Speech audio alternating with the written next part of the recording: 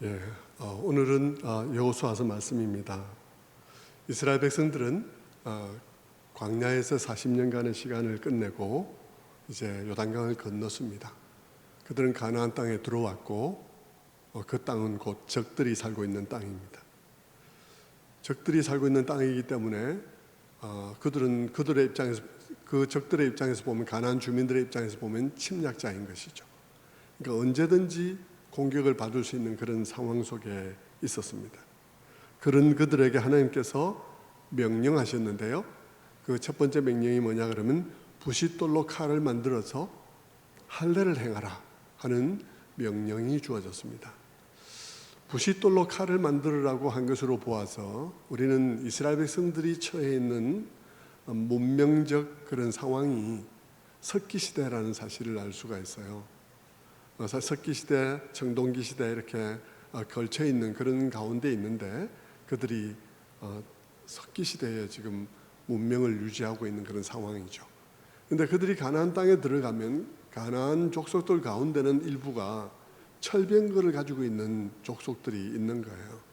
그러니까 그들 중에 일부는 철기 문화를 이미 누리고 있고 청동기 문화, 석기 문화가 이렇게 혼재하고 있는 그런 가운데 있습니다. 그런데 이들이 돌로 칼을 만들어서 할례를 행하라 한 것으로 보아서 이스라엘 백성들은 광야를 돌아다니는 동안에 문명적인 발전을 이루지 못하고 석기시대의 문명을 유지하고 있었다는 그런 의미가 될 것입니다. 그러니까 이제 그들이 가나안 땅에 들어가서 전쟁을 해야 되는데요, 이 가나안 땅에 있는 사람들 가운데서는 철병거를 만든 사람이 있다 그랬으니까 그들이 칼이나 그다음 전쟁의 도구로 만든 것은 이루 말할 것도 없고, 이제 움직이는 그런 철병거도 만들었다는 정도니까 아주 거기에 철기 문화의 상태가 높다는 사실을 알 수가 있죠. 그러니까 여러분, 그들이 가나안 땅에 들어가서 살아남으려면 어떻게 해야 되겠습니까? 제일 그들에게 급한 게 뭘까요? 그들에게 급한 것은 빨리 철기 문화를 습득하는 일이라고 말할 수 있습니다. 누가 봐도 그렇죠.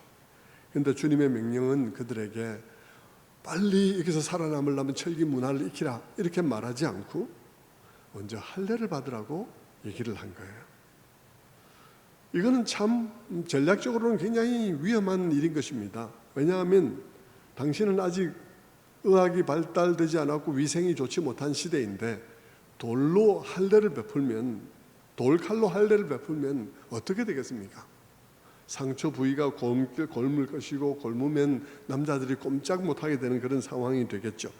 만약 그런 때에 적들에게 이 상황이 그들에게 전달되어지면 어떻게 되겠습니까? 그들은 당장 이때다 하고는 쳐들어올 것이니까 그들은 꼼짝 못하고 멸절되는 그런 상황이 오게 될 것입니다. 사실 창세기를 보면 그런 사건이 있었습니다. 할례 때문에 한 부족이, 남자들이 다 몰살당하는 일이 있었죠. 창세기 34장을 보면 야곱의 딸 디나가 세겜에서 들판에 나갔다가 세겜 족속에게 성폭력을 당했을 때 그때 야곱의 아들들이 굉장히 분노했습니다. 하지만 세겜 족속들은 사과하러 와서 이참에 이렇게 됐으니까 우리가 같이 혼인관계를 맺어서 두 부족이 그냥 하나가 되자 이렇게 얘기를 했는데요, 그때 야곱의 아들들은 그냥 짐짓 뻐기면서 그러면서 우리는 할례가 없는 사람들하고는 결혼을 안 한다 라고 말을 하면서 할례를 받도록 요구를 했습니다. 그래서 순진하게 이 세겜 사람들이 그들이 보는 앞에서 다 할례를 받았어요. 그러니까 그날 밤에 그들이, 남자들이 아파서 운신을 못하는 상황 속에서 야곱의 아들들이 그냥 칼을 들고 쫓아가서 거기서 그들을 다 죽여버리는 그런 일들이 일어났죠. 그러니까 여러분, 이게 할례를, 그것도 단체로 적들이 보는 앞에서 할례를, 적들이 있는 그 지경에서 할례를 받는다는 것, 이것은 엄청난 위험한 일이라는 사실을 우리가 알 수 있습니다. 길갈이라는 이곳에서 할례를 받는다는 것은 어쩌면 죽음을 각오해야 되는 일인 것입니다. 그건 대단한 믿음을 요하는 행동인 거예요. 그렇다면 여러분, 하나님께서는 왜 하필 이런 때에 그들에게 할례를 요구하신 걸까요? 우리 생각해 봐야 하는 것입니다. 이게 정말 말이 안 될 것 같은데, 그리고 이게 적들이 보이는 앞에서 할례를 받으면 안 되는데, 그런데 왜 하나님께서는 굳이 그들에게 여기서 할례를 받으라고 했을까? 그것을 생각해 봐야 하는 것이죠. 하나님께서 그들에게 그것을 요구한 것은 그들이 이제부터 가나안 땅에서 전쟁을 수행해 가야 하는데요, 이 전쟁을 수행해 가는 그들의 전쟁에 있어서 가장 중요한 무장이 바로 이것이기 때문인 거예요. 그들은 가나안 땅에서 전쟁을 아직 한 번도 치르지 않았습니다. 이제 가나안 땅에서 첫 번째 전쟁을 치르려고 하고 있는 가운데 있습니다.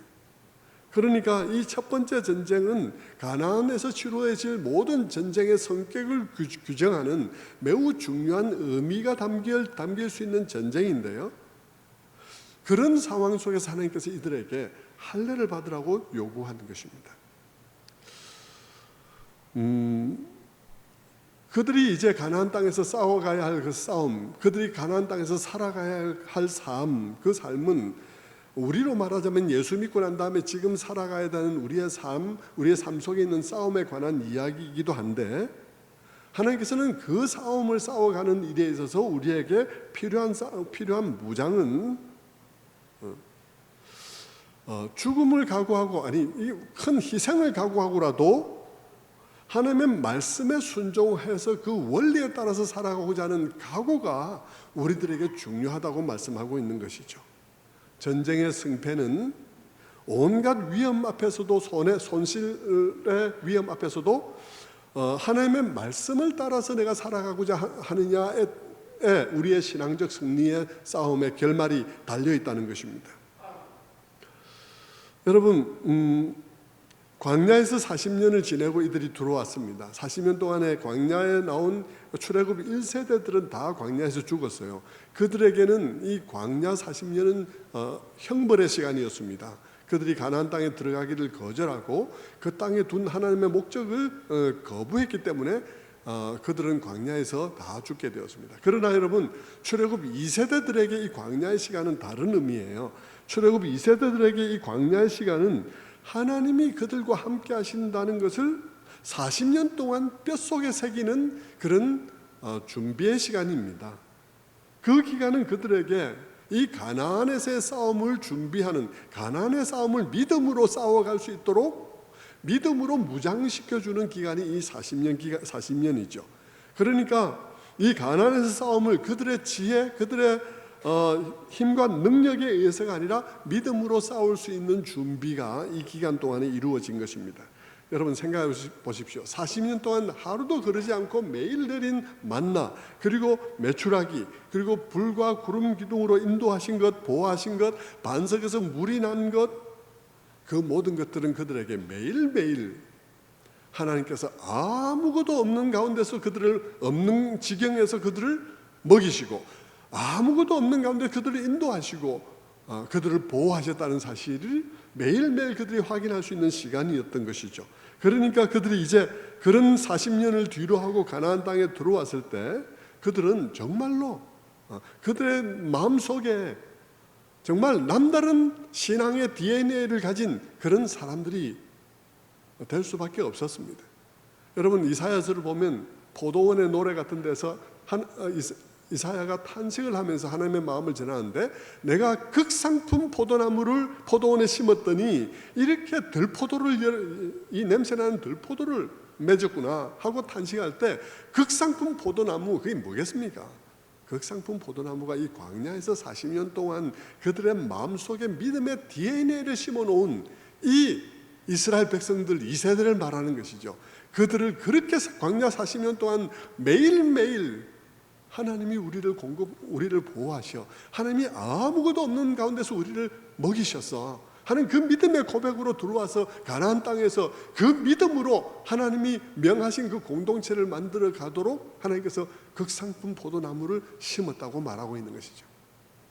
그러니까 여러분, 이 광야의 시간은 이 광야 2세대들에게는 정말 그 믿음의 훈련의 시간이요, 매일매일 하나님이 함께 하시고 인도하시고 보호하신다는 확신을 갖게 하는 그런 중요한 훈련의 시간이었습니다. 그렇게 해서 그들이 가나안 땅에 들어왔어요. 그래서 가나안 땅에 들어왔고 그들은 할례를 행하라 그래서 할례를 행했고, 그리고 10절 12절을 보면 그들은 할례뿐 아니라 유월절을 그 땅에서 행했습니다. 그리고 무교절도 지켰습니다. 그런데 중요한 것은 그때 유월절의 음식과 그리고 무교절의 빵, 그 떡, 무교병, 누룩을 넣지 않은 떡, 그 모든 것들은 가나안 땅에서 산출된 곡식들을 가지고 만든 것이었습니다. 그들이 가나안 땅에서 산출된 농작물을 처음으로 먹은 것이죠.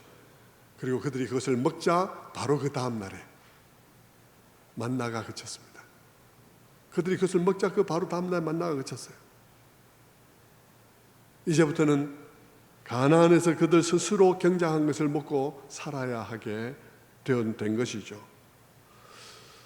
그렇다면 여러분, 만나가 그쳤다는 것은 당연히 그들이 경작해서 먹고 살아야 된다, 이게 정착해서 사니까 경작해서 먹고 살아야 된다는 의미인데요, 동시에 여러분, 만나가 그쳤다는 것은 광야 시대가 끝났다는 것을 의미하는 것입니다.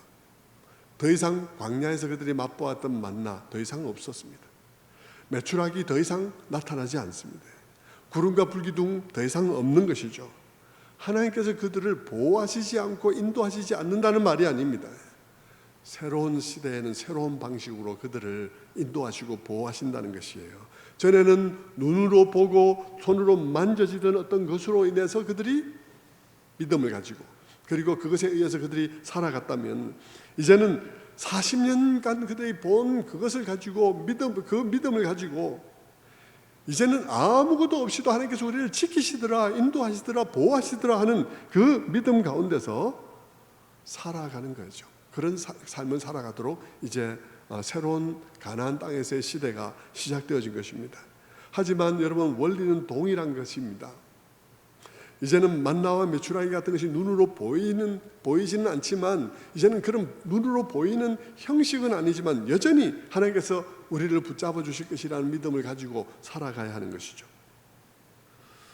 그래서 할례를 행하라, 적들이 보이는 앞에서 지금 할례를 행하라 하신 것은 그 지점에서 그들이 다 함께 고백해야 될 고백, 이 앞으로의 싸움을 위해서 다 함께 고백해야 될 고백이 그것이라는 것입니다. 그게 뭐냐?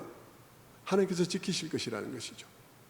그래서 하나님께서 지키실 것이라는 고백을 하나님께서 그 적들이 저 앞에 보이는데 그 앞에서 단체로 할례를 행한 것이에요. 하나님께서 지키실 것이라는 믿음을 그렇게 고백하는 것입니다. 그리고 믿고 하나님의 방식으로 나아가는 것이죠. 여러분, 원래 할례의 의미도 그랬습니다. 할례가 처음 성경에 등장하는 것은 창세기 17장에 아브라함에게 하나님께서 13년 만에 나타나셔서 하신 말씀에서 할례가 나옵니다. 자, 창세기 17장 1절을 보면 이렇게 말씀하셔요. 아브라함이 99세 때에 여호와께서 아브라함에게 나타나셔서 그에게 이르시되 나는 전능한 하나님이라 너는 내 앞에서 행하여 완전하라. 내가 내 언약을 나와 너 사이에 두어 너를 크게 번성하게 하리라 하시니 라고 말씀하죠. 나는 전능한 하나님이다. 하나님께서 13년 만에 99세에 나타났다 그랬습니다. 17장에 그렇게 되어 있죠. 16장 마지막에 가면요, 86세 때 이스마엘을 얻었더라는 말로 끝납니다. 86세 때 아브라함이 하갈에게서 이스마엘을 얻었어요. 그리고 13년 동안 아무 얘기가 없습니다. 침묵이에요. 하나님과 아브라함 사이에 어떤 교통도 없었던 것 같습니다. 그리고 99세 때 하나님께서 다시 나타나셔서 말씀하는 것입니다. 그 말씀하시는 첫머리를 한번 다시 볼까요? 17장 1절을 보면 나는 전능한 하나님이라 너는 내 앞에서 행하여 완전하라. 나는 전능한 하나님이란 말로 왜 처음 말씀을 하실까요? 처음 오랜만에 13년 만에 나타나셔서 나는 전능한 하나님이라는 말을 왜 할까요? 아브라함이 안 믿었거든요. 아브라함 자신에게 아들을 못 주신다고 생각한 거예요. 그래서 자기 힘으로 여종 하갈을 통해서 이스마엘을 낳아버린 것이죠. 그래서 하나님께서 13년간 침묵의 시간을 가지시고 그리고 다시 나타나서 하신 첫 마디가 나는 전능한 하나님이라 라고 말씀하시고 너는 내 앞에서 행하여 완전하라는 말씀을 하는 거예요. 너는 내 앞에 행하여 완전하라는 것을 맥락을 모르고 보면 우리에게 뭐 완벽하기를 요구하는 것 같이 들려서 좀 불편하죠. 우리가 그럴 수 없다고 생각이 드는 것입니다. 그런데 이 맥락을 통해서 보면 나는 전능한 하나님이라 이 말은 야, 내가 너한테 아들을 못 줘서 네가 안 준 줄 아니? 때가 안 돼서 그런 거야. 나는 내 생각이 있고 내 방식이 있는 거야 라고 말씀하시고 그렇게 말씀하시고 나는 전능한 하나님이라고 말씀하셨기 때문에 너는 내 앞에서 행하여 완전하란 말은 네가 그런 하나님께 약속을 받았다면, 그 언약을 받았다면 그 언약을 받은 사람답게 전능하신 하나님이 전능하신 줄을 알고 살아라. 그 언약을 받은 자답게 어울리는 삶을 살아라, 이런 말인 것이죠. 약속을 받은 자답게 처신하라는 것입니다. 그러면서 하나님께서 다시 언약의 말씀을 다시 주시면서 말씀하세요. 너의 식구들을, 남자들은 다 할례를 받으라 라고 말씀하는 것입니다. 그것이 창세기 17장 10절 11절 말씀이에요. 너희 중 남자는 다 할례를 받으라. 이것이 나와 너희와 너희 후손 사이에 지킬 내 언약이니라. 너희는 포피를 베어라. 이것이 나와 너희 사이의 언약의 표징이니라. 그렇습니다. 할례를 처음으로 말씀하시는데, 그 할례가 뭐냐 그러면 아브라함의 남자의 생식기에 포피를 베어내는 것이었습니다. 그런 행동을 가지고 하나님께서는 너와 나 사이의 언약의 표징이라고 말한 거예요. 이게 굉장히 웃기는 일인 것 같이 보이죠. 어떻게 그렇게 그런 곳에다가 살을 베어내고 그것을 언약의 표징이라고 말을 하겠는가 하는 생각이 들지만, 그러나 이것은 아브라함이 함부로 하갈을 통해서 자식을 낳았기 때문에 하나님께서 하시는 거예요. 함부로 아브라함이 하나님께서 자식 준다고 하신 말씀을 절반만 믿고 또 그 자기 편할 대로 믿고, 그래서 그래 주신다 했으니까 내가 하갈을 통해서 낳으면 되겠지라고 생각하면서 함부로 하갈을 통해서 아들을 낳았기 때문에 하나님께서 아브라함에게 포피를 비어서 너와 나 사이 언약의 징표로 삼으라 그런 것입니다. 그러니까 이 할례를 받는 것은 무슨 뜻이냐 그러면, 하나님 이전에는 내가 하나님의 약속을 허투루 믿고, 그리고 내가 내 마음대로 하나님 말씀을 비틀어서, 그래서 내가 자식 낳으면 된다, 어쨌든 자식 낳으면 된다, 그게 하나님 주신 것이라는 생각을 하고 하갈을 통해서 자식을 낳았지만, 그러나 내가 포피를 베물어서 하나님, 이제는 내가 그런 삶을 살지 아니하고 이제는 하나님의 때에 하나님의 방식으로 하나님의 뜻을 이루도록 내가 기다리고 순종하겠습니다 하는 마음의 각오를 이 할례로서 표시를 한 것이죠. 그래서 그런 표징이 바로 이 할례인 거예요.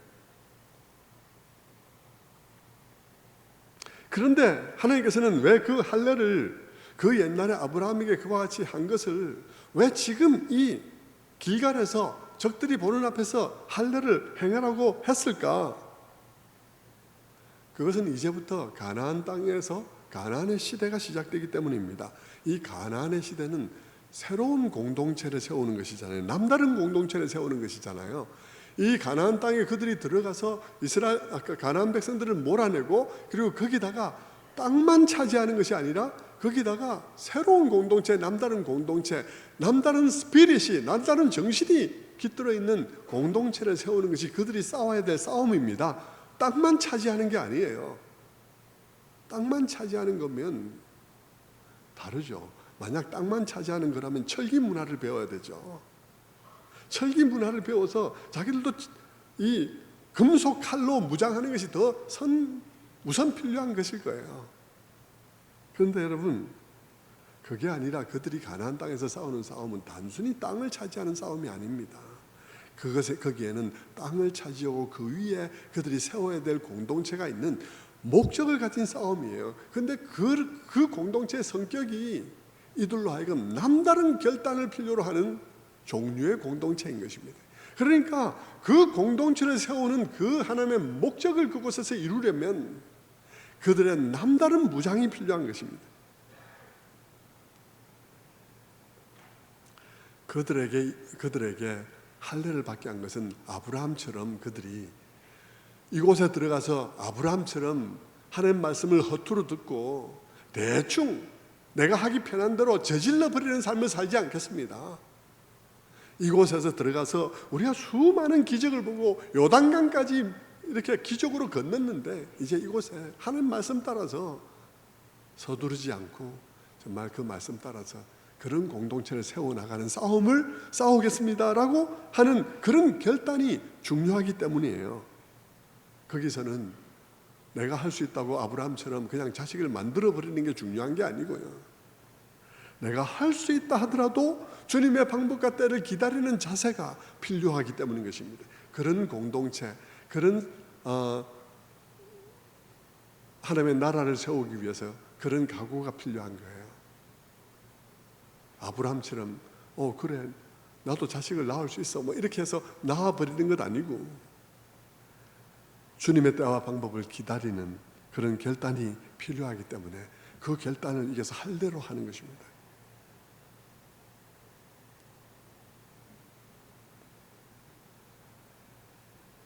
그것이 길갈에서 할례를 받을 때 그들이 마음에 가져야 되는 결단입니다. 그래서 적들이 저기 보이는데도 불구하고 할례를 받은 거예요. 적들이 저기 보이는데도 불구하고 할례를 받은 것은 나의 꾀와 능력으로 나의 꾀와 나의 생각으로 말하자면 할례 받으면 안 되지만, 그리고 우리의 생각으로 보면 우리가 지금 여기서 우리 자신을 보호해야 되는 그런 상황이지만 내 꾀와 내 지혜로 살아가는 삶, 나의 능력으로 나를 보호하는 삶을 내려놓겠다는 뜻입니다. 그리고 지금까지 광야에서 하나님께서 아무것도 없을 때도 우리를 인도하시고 보호하시고 먹이신 하나님을 의지하겠다는 뜻이죠. 그 뜻을 여기서 할례를 받으면서 하나님 앞에 올려드리는 것입니다. 여러분, 길갈에서 할례를 요구하신 것은 그들에게 그런 믿음의 무장이 필요하기 때문인 거예요. 그런 고백이 하나님께서 더 중요하다고 생각한 것입니다.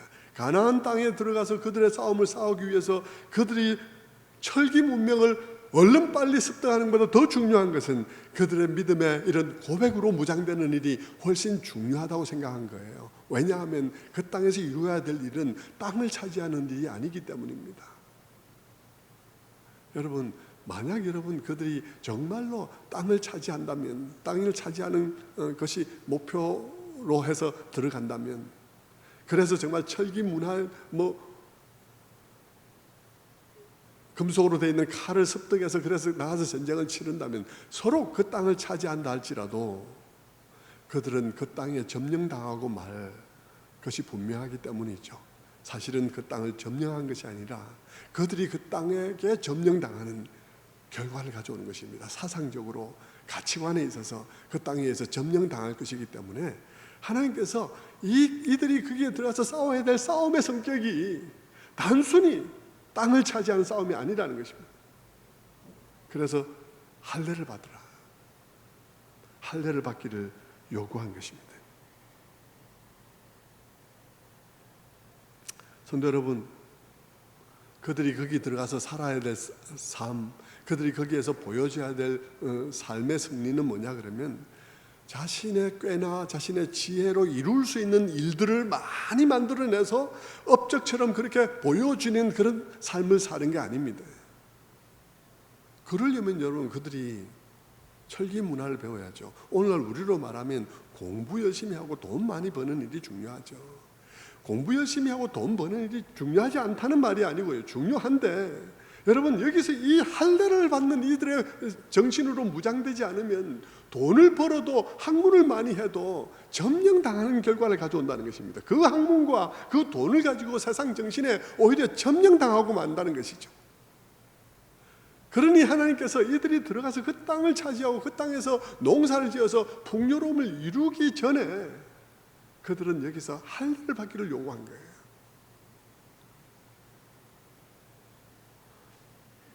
그 땅에 그들이 그들의 능력과 그들의 지혜로 이룰 수 있는 많은 일들을 만들어내는 것이 중요한 것이 아니라 하나님께 맡겨서 그분이 이루었다고 말할 수 있는 일들을 많이 만들어내는 일이 중요하기 때문인 것입니다. 교회 속에, 우리의 교회 속에 그냥 이 세상 사람들이 다 그것 가지고 경쟁하고 그래서 내가 잘났네 네가 잘났네 하는 그런 것에서 더 잘난 사람들이 많은 것이 중요한 것이 아니고 이곳에 하나님이 하셨다는 일이 더 많아야 된다는 것이죠. 하나님이 하시기 때문에 이루어진 일이라고 말할 수 있는 일들이 교회 속에 쌓여야 되는 일이죠. 그렇지 않고 그냥 철기 문화니까 철기 문화 세계로 들어가니까 우리도 철기 문화를 배워야 된다. 단순히 그런 얘기가 아니라는 것입니다. 성도 여러분, 이것은 신앙생활에 언제나 그러해요. 신약에 와서 우리는 할례를 받지 않고 세례를 받죠. 세례도 그렇습니다. 세례의 정신이 뭡니까? 세례의 정신은 지금까지 내가 살아왔던 한 세계에 대해서 죽는 겁니다. 그리고 내가 이제부터 새로운 생명을 받아 새로운 생명에 속한 자로서 살아가는 거예요. 그것이 세례가 의미하는 것이죠. 그래서 사도 바울도 로마서 2장 28절 29절에서 할례에 대해서도 동일하게 그렇게 얘기를 하는 거예요. 무릇 표면적 유대인이 아니요 표면적 육체의 할례가 아니니라. 오직 이면적 유대인이며 할례는 마음에 할지니 영에 있고 율법의 조문에 있지 아니한 것이라. 육체의 할례가 아니다. 할례는 마음에 해야 된다. 무슨 말이에요?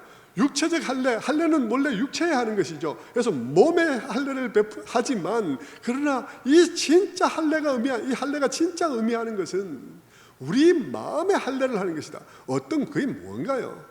그것이 내가 이전에 내가 내 방식으로 살아오던 삶을 내가 배고 이제는 하나님의 때에 하나님의 방식으로 그분이 이루도록 내가 순종하며 살겠습니다는 결단이 거기에 새겨져야 한다는 뜻이죠. 마음에.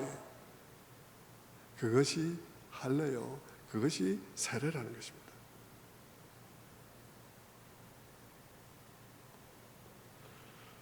그 할례를 성령께서 우리의 심령에 행하는 것이죠. 에스겔 36장 26절 27절에서 말하는 것처럼 또 새 영을 너희 속에 두고 새 마음을 너희에게 주되 너희 육신에서 굳은 마음을 제거하고 부드러운 마음을 줄 것이요 새 영을 너희 속에 두어 너희로 내 율례를 행하게 하리니. 그렇게 말씀하신 것처럼 너희 속에 굳은 마음을 제거하는 성령의 할례가 우리에게 있어야 한다는 것입니다.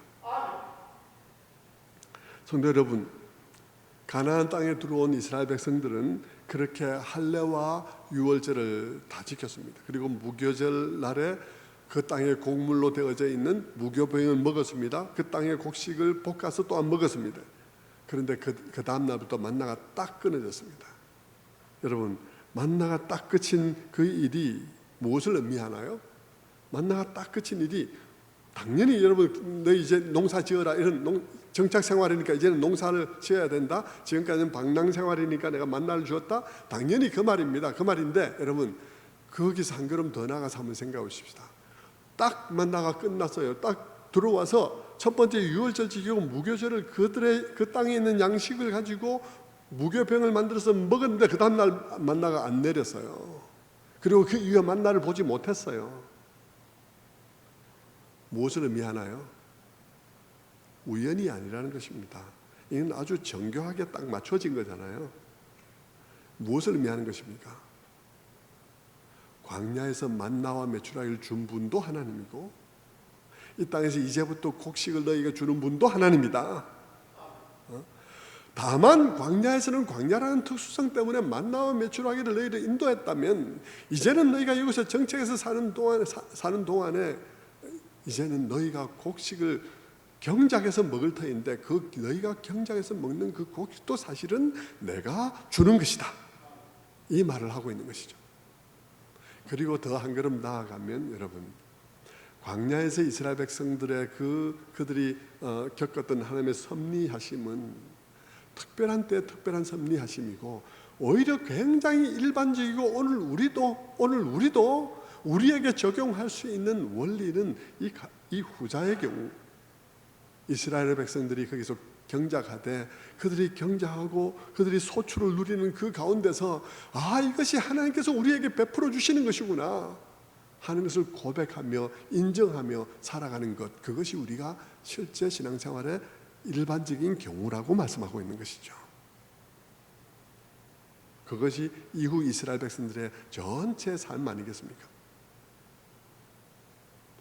그것을 우리 이스라엘 백성들에게 가르쳐 주시면서 너희가 가나안 땅에 들어가거든 너희가 씨를 뿌리고 잡초를 뽑고 그리고 수확을 하게 될 것이다. 그러나 기억해라. 그때 너희가 수확하는 것이 내가 만나를 베풀어 주는 것하고 똑같은 나의 은혜라고 생각하라고 말하는 것입니다. 그래서 오늘 우리들에게도 우리가 오늘 나의 노력과 나의 모든 그런 수고를 통해서 거두어 드리는 것을 거두어 드릴 때 그것이 하나님께서 내게 주신 것임을 기억해야 된다는 것입니다.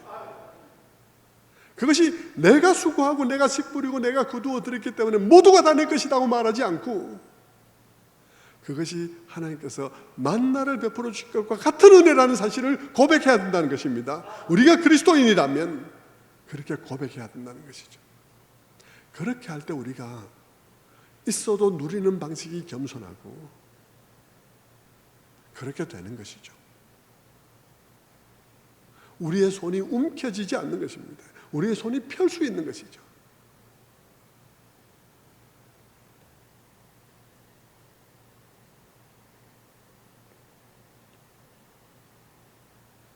이런 하나하나가 다 여러분 뭐예요?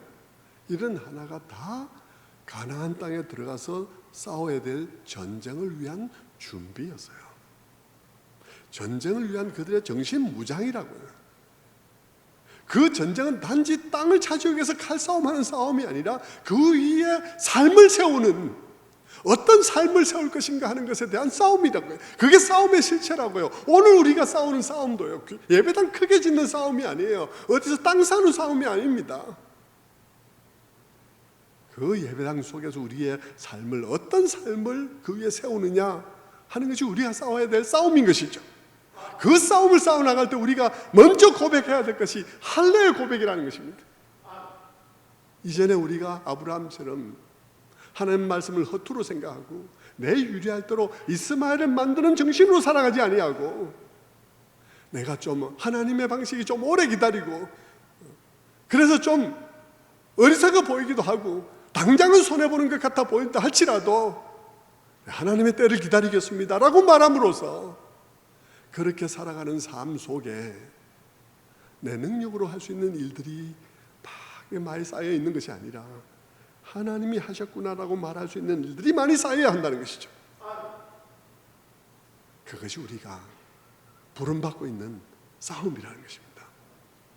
성도 여러분, 여러분의 삶 속에는 정말 이 할례의 정신으로 하나님께서 하나님의 때에 하나님의 방식으로 이루시기 때문에 이루어진 그런 것이라고 말할 수 있는 것들이 있나요?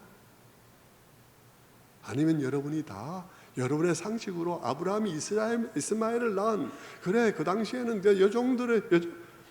여종들은 다 주인 거야 그러면서 그런 상식으로 이루어낸 이스마엘들만 잔뜩 있습니까? 아니면 기다려 이루신 이삭이 있습니까?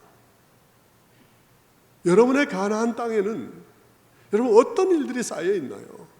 여러분의 일생을 60평생 80평생 살아서 여러분의 삶 가운데 누가 봐도 이것은 하나님께서 하신 일이라고 고백할 만한 일이 무엇이 있습니까?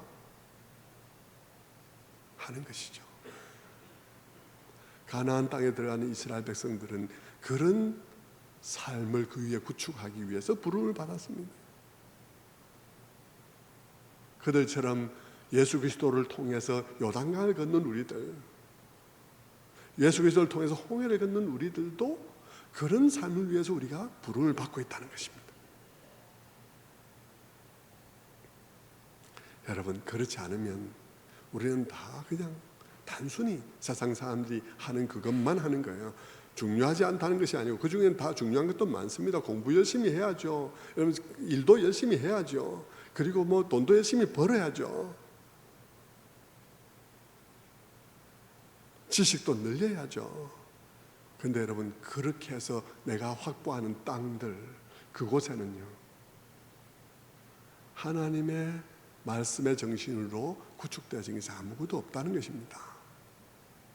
땅만 차지하면 되는 싸움이 아니라는 거예요. 땅을 차지해도 우리의 정신이 변하지 않으면, 땅을 정복했는지는 몰라도 우리의 정신이 도리어 그게 정복당한 거예요. 아무것도 정복한 게 아니에요. 오늘 교회의 모습이 그럴 수 있다는 거예요. 교회 건물은 지었는데요 정신은 점령당했어요. 이것이 문제인 것이죠. 이것이 문제인 것입니다. 성도 여러분, 우리는 하나님이 이루시는 일이 우리에게 있어야 됩니다. 그런 고백들이 우리에게 있어야 되는 거예요. 자, 말씀을 또 계속해서 보면 13절부터 15절까지 우리가 읽지 않았는데요, 막 길게 읽기가 그래서 읽지 않았습니다. 거기에 내용을 제가 말씀드리고 마치겠습니다. 가나안 땅에 들어와서 할례를 했어요. 그리고 유월절도 지켰어요. 그리고 만나가 그쳤어요. 이제 모든 것이 하나님께서 여기서부터 여기까지 만나를 주던 시대뿐 아니라 곡물을 재배하는 이 시대까지 여기서부터 여기까지가 다 하나님께서 관장한다는 사실이 딱 드러났어요. 그냥 이걸 딱 먹으니까 딱 그쳤으니까 모든 게 다 하나님이 관장하는 시간들이라는 사실이 다 드러났어요. 그것을 다 마음에 새겼어요. 이제 그들이 할례를 행했습니다. 적들이 있는 보이는 가운데서도 당장 자기들의 안전을 도모해야 되지만 스스로 안전을 도모하는 그 생각까지도 다 내려놓고 할례를 했습니다. 믿음으로. 그랬는데 어느 날 여호수아가 여리고성을 정탐하러 갔을 것 같아요. 여리고성을 향해서 걸어가는데 저기 앞에 한 사람이 칼을 들고는 여호수아를 향해서 기다리고 있는 것입니다. 여호수아가 놀래가지고 당신 누구요? 우리 편이요? 적 편이요? 하고 묻게 되었습니다. 그러자 그 사람이 말했습니다. 아니다. 아니다는 말은 나는 네가 생각하는 그런 존재 자체가 아니다. 나는 여호와의 군대 대장으로 지금 왔느니라. 나는 여호와의 군대 대장으로 지금 왔느니라 그랬습니다. 그는 단순히 사람이 아니라 여호와의 군대 장관이었어요. 그런데 여러분, 여호와의 군대 장관이 내 지금 왔느니라, 지금 왔느니라 그렇게 말을 했거든요. 여러분, 여호와의 군대 장관이 왜 지금 왔을까요? 거기에는 아주 의미심장한 의미가 있는 것입니다. 그들이 할례를 행하고 난 다음에 왔어요. 할례가 무슨 의미였다고 했나요? 할례는 내 생각으로 살지 않고 내 꾀로 살지 않고 하나님의 방식으로 살겠습니다. 하나님의 때를 기다리겠습니다 하는 결단의 표시라 그랬습니다. 하나님께서 내게 언약 주셨으니까, 하나님께서 우리에게 약속 주셨으니까 그 약속을 이루실 것을 바라보고 믿음 가운데서 주님의 때를, 주님의 방식을 기다리겠습니다. 이제는 아브라함처럼 함부로 이스마엘 안 만들겠습니다 하는 고백이 할례라 그랬습니다. 그것을 이스라엘 백성들이 적들이 보이는 가운데서 단체로 그 할례를 행한 것 아니겠습니까? 엄청난 결단을 한 거죠. 그랬을 때 여호와의 군대 장관이 왔다는 것입니다. 무슨 말인가요? 이제 거룩한 싸움을 싸울 군대가 된 것이, 이제 이들을 데리고 싸움을 싸울 수 있게 된 거예요. 이제 이들을 데리고 싸울 수 있게 된 것입니다.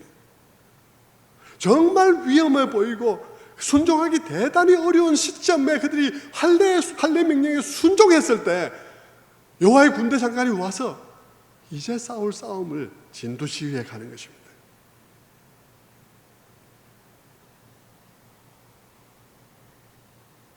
여러분, 그것은 우리에게 뭘 말할까요? 우리가 싸울 준비가 되어 있지 않다면, 우리가 그렇게 주님의 뜻에, 주님의 뜻에 따라 주님의 때에 주님의 방식으로 그렇게 싸우기를 원하고 그 때를 기다려서 순종할 그런 마음의 각오가 없다면 여호와의 군대 장관이 올 필요가 없죠. 와가지고 지휘해봐야, 명령해봐야 아무도 들을 사람 없는데, 거기서 하나님의 뜻을, 하나님의 일을 이룰 일이 없죠. 전쟁에 무슨 공격 앞으로 소용이 없는 거죠. 어떤 전략 하달 소용이 없습니다. 아무도 말 안 들을 건데. 거기에는 아무런 하나님이 이루시는 일이 일어날 수가 없습니다.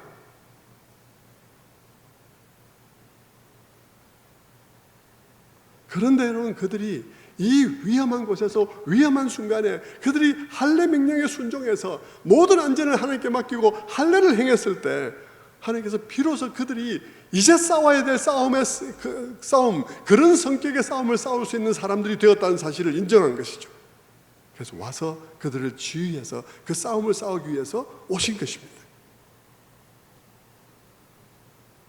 이건 다시 가나안에서 싸움의 성격을 또다시 보여주는 거예요. 그것은 단순히 땅 따먹기의 정복전쟁이 아니라는 것입니다. 그것은 땅만 차지하는 싸움이 아니라 땅 위에 하나님의 말씀으로, 말씀에 순종하는 정신으로 세워지는 공동체를 세우기 위한 것이라는 것이죠. 그래서 아브라함이 그랬듯, 아브라함이 아들 주신다고 했다고 아무렇게나 내 방식대로 아들만 만들어내면 되는 것이 아니라 언제까지라도 기다려서 이삭을 내려는 결단이 필요하다는 것이죠. 내 마음속에 내가 할 수 있을 때라도, 내가 내 방식으로 할 수 있을 때라도 주님의 때에 주님의 방식으로 하시는 것을 기다릴 수 있는 믿음, 그 믿음이 필요했다는 것이죠. 여러분, 우리 교회 생활할 때 그렇습니다. 믿음 생활할 때 그렇죠. 우리가 할 수 있다고 다 하는 거 아니에요. 먹을 수 있다고 다 먹는 것 아니고요. 할 수 있다고 다 하는 것 아닙니다. 주님이 일하시도록 때로는 내가 기다려야 될 때도 있는 것이죠. 내가 할 수 있어서 내가 하면 내가 드러나지만 주님의 때를 기다리면 주님이 드러나는 것입니다.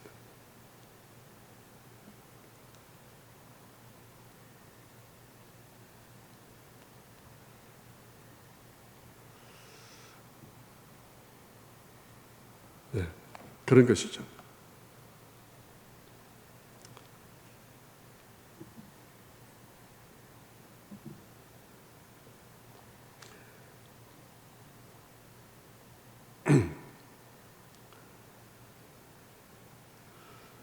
그래서 이제 거기서 할례를 받게 한 것인데요.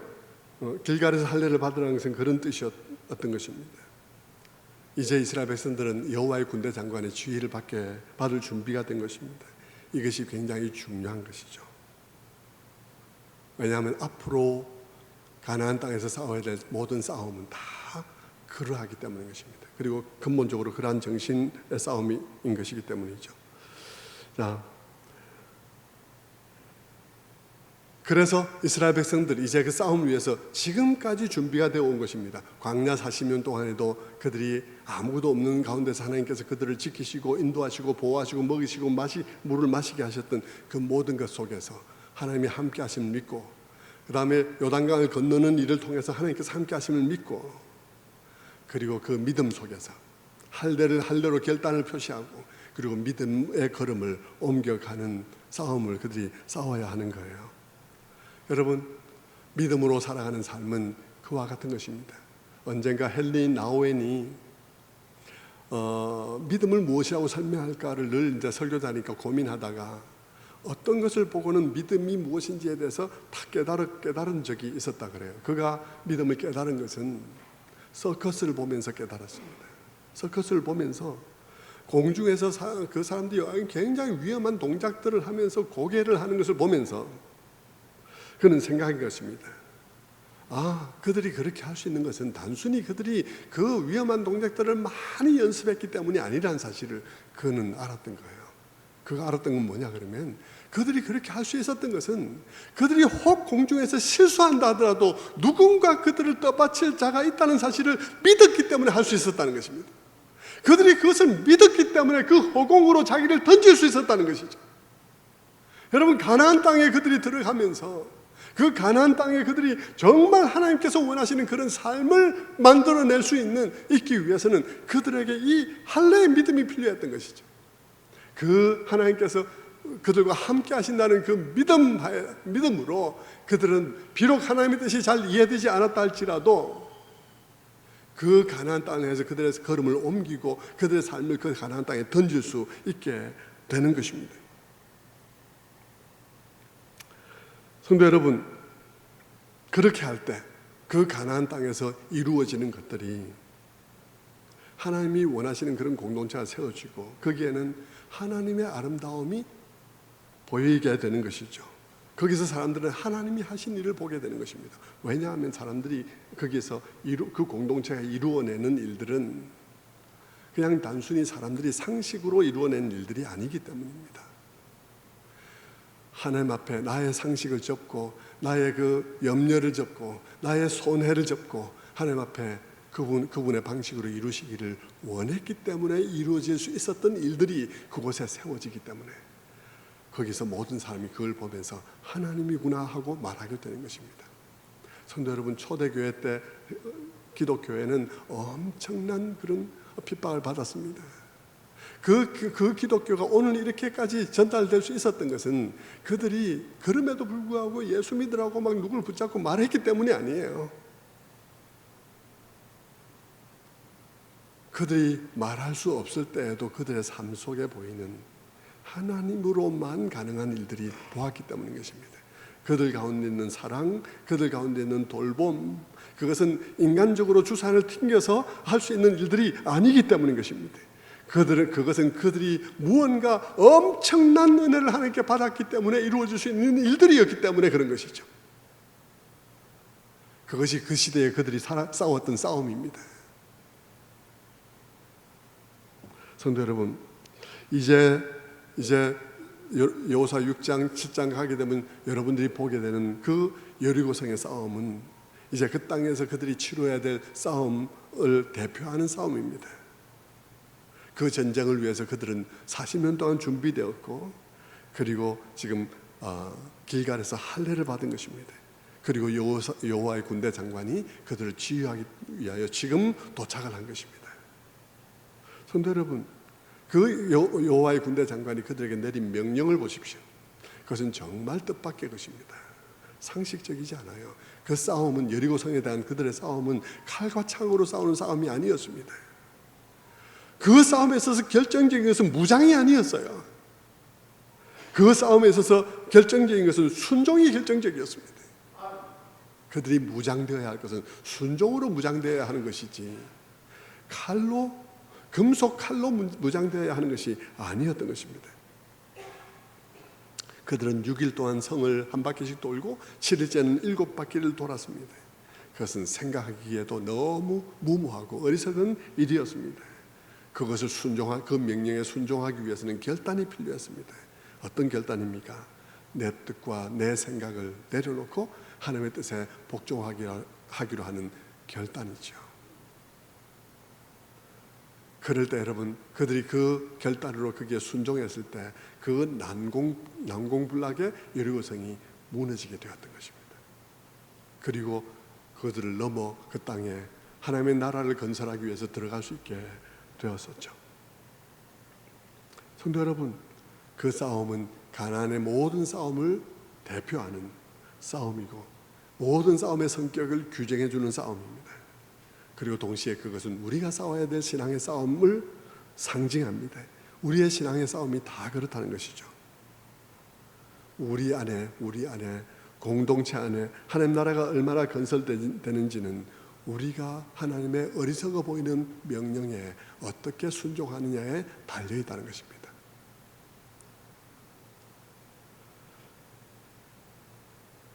우리가 예수 믿으면 우리 안에는 제일 먼저 만나게 되는 성이 있습니다. 우리 안에는 다 여리고 성이 있죠. 예수 믿고 난 다음에 처음 봉착한 그 성, 이기적이고 그런 자기중심적인 것으로 똘똘 뭉쳐진 견고한 성, 이 세상에 어떤 성보다도 강력한 성이 우리의 마음속에 딱 버티고 있었지 않습니까? 지금도 버티고 있겠죠. 그런 성들이 제일 처음에 강력한 성 여리고성이 있고, 그 다음에 아이성이 있고, 그 다음에 또 성들이 있고, 이런 이기심과 자기중심성으로 가득 찬 성들이 곳곳에 포진하고 있는데, 제일 첫 번째 엄청난 그런 이기심의 성, 엄청난 자기중심적인 성이 딱 버티고 있는 것이죠. 그때 여러분, 우리가 그것을 돌파해서 넘어가야 하는 것이죠. 그때 여러분은 세례 받았죠. 그때 여러분 할례를 받았나요? 할례의 정신을 다시 한번 다졌나요? 하나님, 내가 지금까지 내 마음대로 살았습니다. 내가 생각한 대로 살았습니다. 그러나 이제는 내가 생각한 대로가 아니라 하나님이 생각한 대로, 하나님께서 말씀하신 대로 살려고 합니다. 나의 생각을 내려놓고, 나의 이기심을 내려놓고, 내 스스로 나를 보호하고자 하는 생각을 내려놓고, 하나님의 때에 하나님의 방식으로 하나님의 목적을 이루는 일에 내 자신을 헌신하겠습니다는 각오를 가지고 돌파해 나아갈 때 그 성이 무너진다는 것이죠. 칼과 창으로 싸우는 싸움이 아니라는 것입니다. 성도 여러분, 그럴 때 우리는 망한다 싶지만 정말 하나님의 놀라운 일이, 하나님만이 하실 수 있는 일이라고 고백할 수 있는 일들이 일어나게 되는 것입니다. 마지막으로 제가 한 가지 말씀만 그 예화만 들고 마치도록 하겠습니다. 우리 교회 옛날에 오셨던 탁구 코치 박지연 선교사님 아시죠? 여자 탁구 선수 코치를 하셨던 박지연 선교사님입니다. 그분은 예멘에서 선교사님을 하셨어요. 예멘은 참 중동에서 너무나 어려운 곳입니다. 정정도 불안하고요, 너무 가난한 나라예요. 중동에 있는 오일 달러로 부유한 나라가 아니라 너무 가난한 나라입니다. 그리고 항상 정정이 불안하고 테러가 많이 일어나는 곳이었습니다. 그곳에서 그분이 선교사 생활을 했죠. 헌신하면서 탁구 코치, 탁구 금메달리스트가 거기 가서 했습니다. 곳곳에서 테러 일어나고 사람 죽고 하니까 아침에 선교사로서 일을 하러 집을 나서면 아이들이 떨면서 말했다는 것입니다. 아빠 죽지 마. 아빠 죽지 마라고 말했다는 거죠. 아이들의 마음속에 불안이 엄청나게 있었습니다. 그리고 그 선교사님의 아이 중에 하나는 굉장히 그것으로 말미암아 심리적인 치료가 필요한 상태에 있고요. 그로 말미암아 여러 가지 어려움들이 많이 있어요. 저는 보면서 늘 마음이 안타깝고 그랬는데요. 이번에 CTCK 가서 예수한민교회 정갑식 목사님한테 얘기를 들으니까 그분이 미국으로 가셨다는 것입니다. 좋은 일로 먼저 상의를 해서 선교의 한 가지 방식으로 가셨는데 그분이 미국으로 가신 계기가 그거예요. 어느 날 어떤 사람 소개로 누구를 만났는데 이분이 미국의 한 10대 인터넷 기업의 회장이에요. 미국의 한 10대 인터넷 기업의 이름 되면 여러분 다 아는, 그러나 제가 말씀 안 드리겠습니다. 그런 회사의 사장인데요. 그 사장에게 아들이 하나 딱 있다는 것입니다. 근데 아들이 자폐인지 뭔지 하여튼 뭐 여러 가지 문제로 어려움을 갖고 있어요. 정신적인 어려움을 갖고 있습니다. 그래서 어딜 가나 어울리지 못하고 어딜 가나 왕따를 당하는 그런 가운데 고통받는 거예요. 그러니까 그 회장이 아들만 생각하면 정말 이 모든 게 다 필요 없고 그냥 살고 싶은 마음이 안 들 정도로 괴로운 것입니다. 근데 그 아들이 좋아하는 게 딱 하나 있는데 탁구를 좋아한다는 거예요. 탁구에는 관심이 굉장히 많다는 것입니다. 그래서 그분은 예수를 안 믿는데 그분이 부인이 교회를 다니는지 그렇다 그래요. 그런데 이 선교사님을 어느 만났을 때 이분을 보고는 마음에 그런 감동이 있었는지 선교사님 미국에 오셔서 우리 아이를 맡아주세요. 우리 아이를 세상 밖으로 이끌어주세요. 그러면 내가 당신 이곳에 살 집과 살 수 있는 생활비와 그리고 당신 딸이 이곳에서 치유받을 수 있는 모든 길들을 내가 다 책임지겠습니다. 그렇게 얘기를 한 거예요. 그래서 가야 되나 말아야 되나 이제 정가수 목사님하고 상의를 하고 이래 했는데 가서 목표를 세우고 그 회장도 얼마나 그 많은 사람들이 영향을 끼칠 수 있는 사람이니까 그 사람을 전도하고 그리고 그 아들을 세상 밖으로 이끌어내고 그 아들을 통해서 탁구로 어차피 탁구 선교하기로 한 것이니까 탁구로 미국 많은 아이들 주님께로 이끌고 하는 이 모든 일들을 하기 위해서 그렇게 결정을 내리고 담임 목사님이 그렇게 축복해 주면서 그렇게 미국으로 갔다는 것이죠. 여러분 보통 같으면 만날 수도 없는 사람을 그렇게 돈 주고도 만날 수 없는 사람을 모든 것을 책임을 지면서 오라고 내가 당신 딸의 치유까지도 책임을 지겠다고 그렇게 해서 갔다는 것입니다. 여러분 그걸 보면 어떻습니까? 하나님이 하셨다고밖에 말할 수 없는 일 아닌가요? 그렇게 헌신하고 희생하고 주님의 때를 기다리면서 그렇게 갔더니 참 그렇게 어려움 가운데 빠져 있는데 하나님께서 뜻밖의 그런 방식으로 그를 초대해서 그와 같은 일들이 일어나게 했다는 것이죠. 성도 여러분, 우리가 싸우는 싸움은 남들이 보면 어리석은 것 같은 싸움입니다. 우리는 그러나 육신으로 싸우지 않습니다. 우리의 싸우는 무기는 육체에 속한 것이 아니에요. 그렇지만 육체에 속한 것, 육체의 아이디어는 아닙니다. 우리의 상식이 아니에요. 그러나 그럼에도 불구하고 어떤 견고한지도 무너뜨리는 하나님의 능력이 있는 싸움입니다. 모든 이론을 무너뜨리고 하나님을 향해서 높아진 모든 것을 사로잡아서 주 앞에 복종케 하는 그런 능력이 있는 것이 바로 이것이에요. 그것은 남들이 볼 때는 어리석어 보이는 것이죠. 사도 바울은 고린도전서 1장 22절의 말씀에도 그렇게 말씀합니다. 유대인은 표적을 구하고 헬라인은 지혜를 찾으나 우리는 십자가에 못 박힌 그리스도를 전하니 유대인에게는 거리끼는 것이요 이방인에게는 미련한 것이로되 오직 부르심을 받은 우리에게는 유대인이나 헬라인이나 그리스도는 하나님의 능력이요 하나님의 지혜니라. 하나님의 어리석음이 사람보다 지혜롭고 하나님의 약하심이 사람보다 강하니라. 하나님이 어리석어 보이는 그것이 사람보다 강하다 라고 말씀하시는 것입니다. 그런데 여러분, 이제 말씀을 맺읍시다. 오늘 이 말씀 속에서 우리가 본 것처럼 우리에게 필요한 무장은 이 할례의 정신입니다. 하나님 앞에서 하나님의 때에 하나님의 방식으로 이루시옵소서. 그리고 그때까지 기다리겠습니다. 그때까지 순종하겠습니다 하는 그 마음으로 우리가 나아갈 때, 때로는 어리석어 보이고 때로는 손해같이 보이지만 그렇게 나아갈 때 거기서 이루어지는 것으로서 우리 교회 가운데 가득 채워져야 한다. 그것이 하나님께서 원하시는 바라는 사실을 기억해야 할 것입니다. 그렇게 살아감으로써 그런 놀라운 일들을 만나게 되는 여러분들 되시기를 주님의 이름으로 축원합니다. 네, 기도하겠습니다.